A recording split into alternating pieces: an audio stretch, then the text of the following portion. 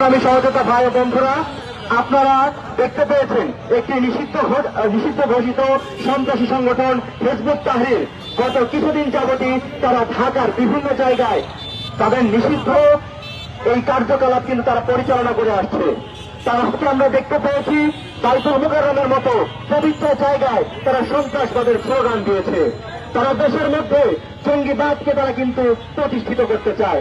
আমরা দেখতে পেয়েছি হিজবুত তাহরীরের কার্যক্রম চলতে থাকলেও বাংলাদেশের রাষ্ট্র ব্যবস্থার যতগুলো প্রশাসনিক আইন শৃঙ্খলা বাহিনী রয়েছে সমস্ত আইন শৃঙ্খলা বাহিনী কিন্তু বাংলাদেশের জনগণের, বাংলাদেশ রাষ্ট্রের নিরাপত্তা দিতে ব্যর্থ হয়েছে। আমরা এর তীব্র নিন্দা এবং প্রতিবাদ জানাই। আমরা দেখতে পেয়েছি আজ এই হিজবুত তাহরীরের এই নিষিদ্ধ ঘোষিত সংগঠনের সাথে আরো একটি নিষিদ্ধ ঘোষিত সংগঠন এই আওয়ামী লীগের সন্ত্রাসীরা কিন্তু আজকে এই হিজবুত তাহরীরের মিছিলের সাথে সামিল হয়েছে। কোন বিদেশি প্রেসক্রিপশনে RICL TMX যুগের পর যুগ স্থাপনা থাকে মজবুত।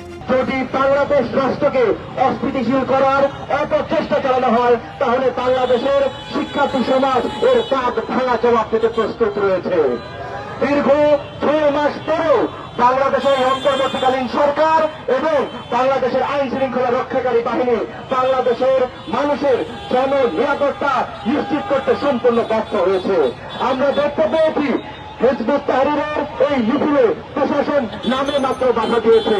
আমার প্রশ্ন হচ্ছে, একটি নিষিদ্ধ ঘোষিত সন্ত্রাসী জঙ্গি সংগঠন কিভাবে তারা বাংলাদেশের তারা মিছিল করার স্পর্ধা দেখাতে পারে?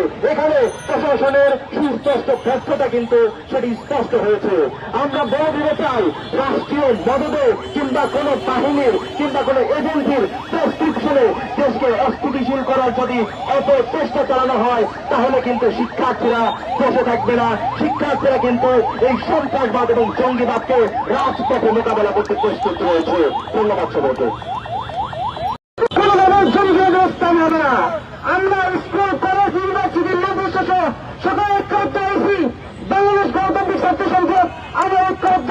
স্বাধীনতার পর আমরা একে অপর হাতে হাত রেখেছি বাংলাদেশের মানুষকে একটি সুন্দর সুশৃঙ্খল রাষ্ট্র গঠনের জন্য। আমি সারা দেশের সমস্ত শিক্ষার্থীদের বলবো, বাংলাদেশ গণতান্ত্রিক ছাত্র সংসদ আপনারা আসুন। এই ছাত্র সংসদ বাংলাদেশের স্বাধীনতা অক্ষুণ্ণ রাখার একটি সংগঠন। আমরা একে অপরের হাতে হাত রেখে আমরা ঐক্যবদ্ধ হয়েছি আগামীতে বাংলাদেশের মানুষকে একটি সুন্দর রাষ্ট্র উপহার দেওয়ার জন্য। সকলকে ধন্যবাদ। আসসালামু আলাইকুম ওয়া রাহমাতুল্লাহ।